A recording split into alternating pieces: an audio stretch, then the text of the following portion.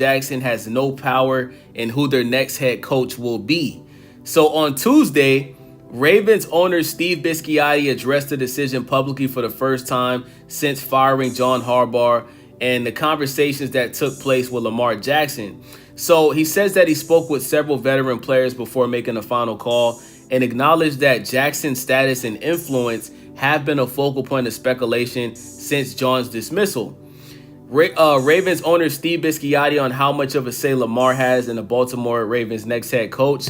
He says a lot of say, but he has no power. I have the power. They have opinions and I want them all. I care about my players very much, but I can't give them power. Now, I see a lot of people on social media saying that he sounds like a slave owner when he makes statements like this. I disagree. I think that the way that he said this, he didn't have to say it like that, but what he's saying is the right thing, bro. You do not want to give your players power to where they decide who the next head coach is. They decide which player gets traded. At the end of the day, you do want to get your players' opinions, especially the most important players on your team, like the starting quarterback, who's obviously Lamarjackson.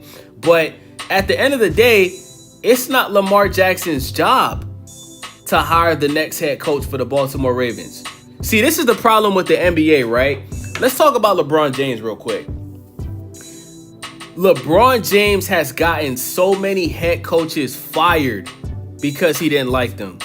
LeBron James has gotten so many players traded because he didn't play well with them. LeBron James has gotten so many players blackballed from the NBA after they decided to team up with LeBron James. So this is what happens when you give players too much power. See, the NFL, they don't want the NFL to be anything like the NBA. Okay? Now, I know that a lot of people feel some type of way because, there's no majority black owners in the NFL, which I think is kind of strange. But at the end of the day, bro, this is an owner of a team that's letting people know that he's not going to allow players to think that they have the power to make decisions that they're not hired for. Lamarjackson is the quarterback. His job is to be the best quarterback possible for the team, win games, take them to the playoffs, and compete for a Super Bowl. It's not his job to pick who the next head coach is. But like he said, and that's the thing, like a lot of people are taking little parts of what the owner said and they're trying to paint this narrative. He clearly said that he values the opinion of all the players on the team.